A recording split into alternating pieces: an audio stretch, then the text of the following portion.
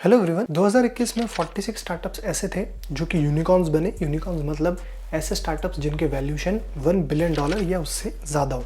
इसके साथ ही unicorn startups का जो आंकड़ा है वो इंडिया में अब टोटल बढ़कर 90 का हो चुका है। मैं आपको बता दूं कि 90 यूनिकॉर्न स्टार्टअप्स के साथ इंडिया जो है अब दुनिया का थर्ड लार्जेस्ट यूनिकॉर्न हब भी बन चुका है। इंडिया से पहले चाइना आता है जिसके पास 301 यूनिकॉर्न स्टार्टअप्स मौजूद है, और पहले नंबर पे यूएस आता है जिसके पास 487 यूनिकॉर्न स्टार्टअप्स मौजूद है। अब ये तो बात हो गई 2021 की, लेकिन ऐसा बोला गया है कि 2022 में भी यूनिकॉर्न स्टार्टअप्स का जो सिलसिला है वो जारी रहने वाला है। बहुत सारी ऐसी रिपोर्ट निकल के आई है जहाँ पे ऐसा बोला गया है कि 50 स्टार्टअप जो है वो और 2022 में यूनिकॉर्न्स बन सकते हैं।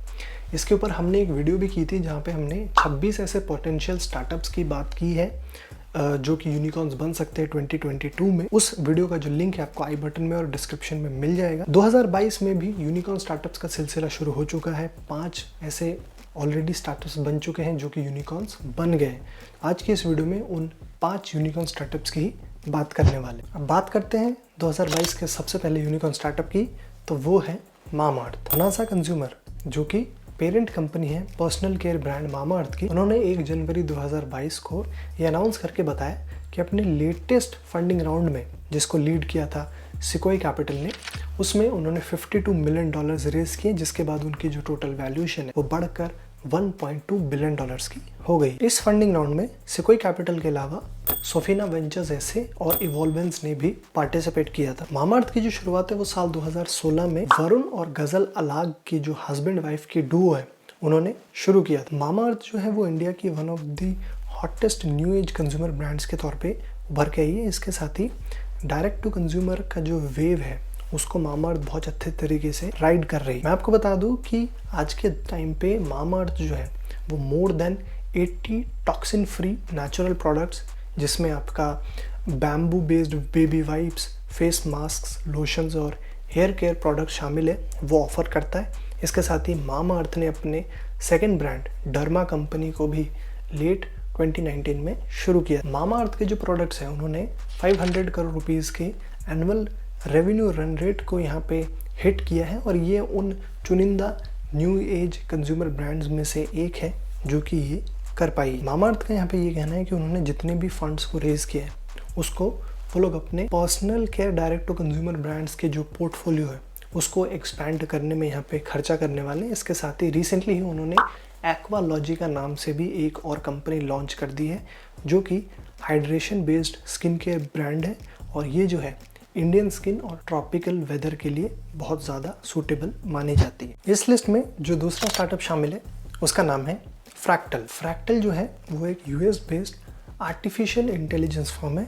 इसके साथ ही अपने लेटेस्ट फंडिंग राउंड में उन्होंने $360 मिलियन रेज किए, और उन्होंने इस अमाउंट को private equity firm TPG capital Asia से रेज किया। इस लेटेस्ट फंडिंग राउंड के बाद इंडस्ट्री सोर्सेज का ये कहना है कि फ्रैक्टल की जो टोटल वैल्यूएशन वो बढ़कर $1 बिलियन की हो गई है, जिसके चलते फ्रैक्टल जो है 2022 का ऐसा दूसरा स्टार्टअप बन चुका है जो कि यूनिकॉर्न बना। मैं आपको बता दूं कि फ्रैक्टल जो है न्यू सिग्मा के बाद इंडिया का ऐसा दूसरा प्योर प्ले एनालिटिक्स फर्म है जो कि यहाँ पे यूनिकॉर्न बना। इंटरेस्टिंग बात यह है कि एनालिटिक्स स्पेस में इन्वेस्टर्स की जो दिलचस्पी है वो अब यहाँ पे बढ़ गई। इसका एग्जांपल आप ले लीजिए लेटेंट व्यू एनालिटिक्स का ही, जो कि चेन्नई बेस्ड एक एआई फर्म है। इसके साथ ही रिसेंटली ही जब वो पिछले साल पब्लिक गई तो उसको एक मैसिव रिस्पांस देखने को मिला है। मैं आपको बता दूं कि 2019 में एपेक्स ने फ्रैक्टल में $200 मिलियन वर्थ ऑफ स्टेक्स जो है वो परचेज कर लिए थे। फ्रैक्टल की जो है एक और इंटरेस्टिंग बात यह है कि फ्रैक्टल की जो शुरुआत है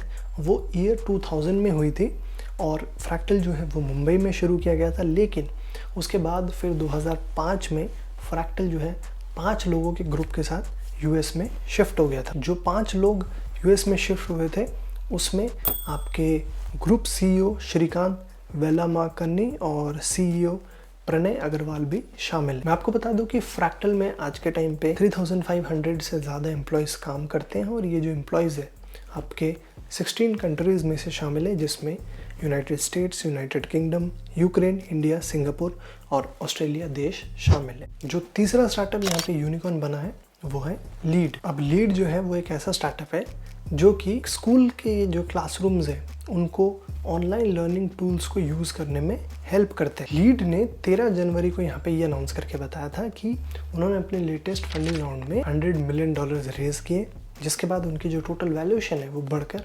$1.1 बिलियन की हो गई। इसके साथ ही लीड जो 2022 का ऐसा तीसरा इंडियन स्टार्टअप बन गया है जो कि यूनिकॉर्न बना है। इस फंडिंग राउंड में लीड ने जो पैसा है उसको उनके एग्जिस्टिंग इन्वेस्टर्स जिसमें वेस्ट ब्रिज कैपिटल और GSV वेंचर शामिल है उससे रेज किया है। सिर्फ इतना ही नहीं, लीड जो है वो अब इंडिया का 6th ऑनलाइन एजुकेशन यूनिकॉर्न भी बन गया है, जहाँ पे इससे पहले बायजूस, वेदांतु, अनअकैडमी, एरुडाइटस और अपग्रेड जैसे प्लेयर्स मौजूद है। लीड की जो शुरुआत है वो साल 2012 में की गई थी, जहाँ पे सुमित मेहता और स्मिता देओरा ने इसको शुरू किया था। वहीं पे लीड जो है वो आज के टाइम पे 5000 से ज़्यादा स्कूल जो कि Tier 2, Tier 3 सिटीज़ और बियॉन्ड में मौजूद है उनके साथ काम करता है और जो क्लासरूम लर्निंग टेक्नोलॉजी है उसको यहाँ पे इनेबल करने में हेल्प कर रहा है। सिर्फ इतना ही नहीं, लीड जो है वो यहाँ पे जो टीचर और स्टूडेंट्स की प्रोग्रेस है उसको ट्रैक करने में भी इन्वॉल्व है। इसके साथ ही जो स्कूल ऑपरेशंस है उसको क्लाउड में भी यहाँ पे मैनेज करने में यहाँ पे हेल्प कर रहा है। इसके साथ ही वो लोग डिजिटल रिसोर्सेज भी यहाँ पे प्रोवाइड करवा रहे हैं ताकि लर्निंग जो है वो बच्चों के लिए और भी ज़्यादा एंगेजिंग बनाई जा सके। इसके साथ ही कंपनी का ये भी कहना है कि जो रेवेन्यू रन रेट है उनका आज के टाइम पे $80 मिलियन का है। 2022 में जो चौथा स्टार्टअप यूनिकॉर्न बना है उसका नाम है डाविनबॉक्स। एंटरप्राइज सॉफ्टवेयर स्टार्टअप डाविनबॉक्स ने 25 जनवरी को ये अनाउंस करके बताया कि अपने लेटेस्ट फंडिंग राउंड में उन्होंने $72 मिलियन रेज किए और इस फंडिंग राउंड को TCV ने लीड किया था। इस लेटेस्ट फंडिंग राउंड के बाद डाविनबॉक्स की जो टोटल वैल्यूएशन है वो $1 बिलियन की हो गई। इसके साथ ही डाविनबॉक्स जो है 2022 का ऐसा चौथा इंडियन स्टार्टअप बन चुका है जो कि यूनिकॉर्न बन गया। डाविनबॉक्स की जो शुरुआत है वो जयंत पलेटी, रोहित चेन्नामनेनी और चैतन्य पेड्डी ने 2015 में की थी।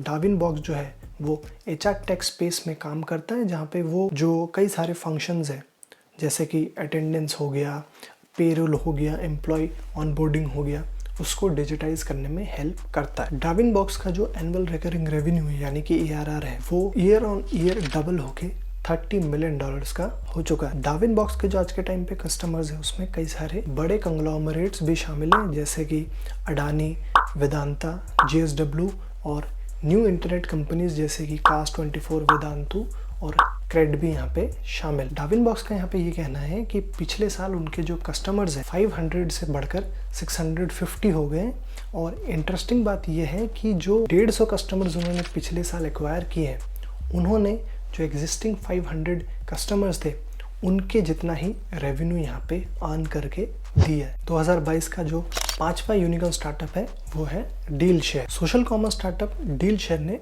अपने सीरीज E के फंडिंग राउंड में $165 मिलियन यहाँ पे रेस किए हैं, जिसके चलते उनकी जो टोटल वैल्यूएशन है अब बढ़कर $1.6 बिलियन की हो गई है। इसके साथ ही डीलशेयर जो है 2022 का 5वां ऐसा इंडियन स्टार्टअप बन गया है जिसने यूनिकॉर्न क्लब को ज्वाइन कर लिया। कंपनी का यहाँ पे ये कहना है कि वो लोग बहुत जल्द $1 बिलियन के रेवेन्यू के मार्क को भी हिट कर लेंगे। इसके साथ ही उनका ये भी कहना है कि जो मनी उन्होंने रेज किया है उसको वो लोग टेक्नोलॉजी और डेटा साइंस में इन्वेस्ट करने वाले हैं। इसके साथ ही अपने लॉजिस्टिक्स को भी बिल्ड करने वाले। सिर्फ इतना ही नहीं, वो लोग जो है यहाँ पे ऑफलाइन स्टोर फ्रेंचाइजी का एक नेटवर्क भी प्लान कर रहे हैं जिसको वो लोग बहुत जल्द बिल्ड करने वाले हैं। डीलशेयर की जो शुरुआत है वो सितंबर 2018 में की गई थी, जहाँ पे विनीत राव, सोरजेंदु मेहता, शंकर बोरा और रजत शेखर ने इसको शुरू किया था। उनका फोकस ये था कि भाई जो फर्स्ट टाइम इंटरनेट यूजर्स हैं जो कि इंडिया के हिंटरलैंड्स में रहते हैं उन तक ऑनलाइन शॉपिंग एक्सपीरियंस को लेकर आना। डीलशेयर का यहाँ पे ये कहना है कि वो लोग कुछ ऐसा बनाना चाहते हैं जिस तरीके से डिस्काउंट रिटेलर डी-मार्ट ने अपने फिजिकल रिटेल के साथ किया था, जहाँ पे डी-मार्ट ने ना सिर्फ जो टॉप 5% ऑफ इंडियाज़ पॉपुलेशन है उसके अलावा भी जो बाकी का टोटल एड्रेसेबल मार्केट है उसको भी बढ़ाया और इसके साथ ही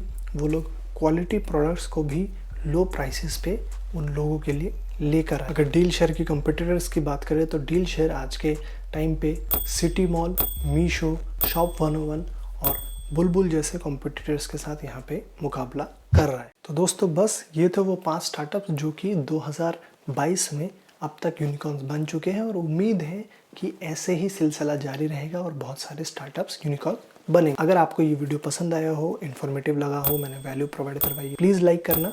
साथ ही आप लोग हमें कमेंट में बताओ कि नेक्स्ट किस टॉपिक पे आप लोग वीडियो देखना चाहते हो, उसको आप लोग कमेंट्स में लिख दीजिए। हम आपके लिए ब्रांड से रिलेटेड ऐसे ही news updates, brand stories, interviews, insights, podcast लेके आते रहेंगे। देखते रहने के लिए हमारे चैनल सब्सक्राइब करके बेल आइकन को जरूर दबा। मेरा नाम तौहीद रोमान है। मैं आपको मिलूंगा अगली वीडियो में, तब तक आप देखते रहिए नेक्स्ट वीक ब्रांड को। Thanks for watching.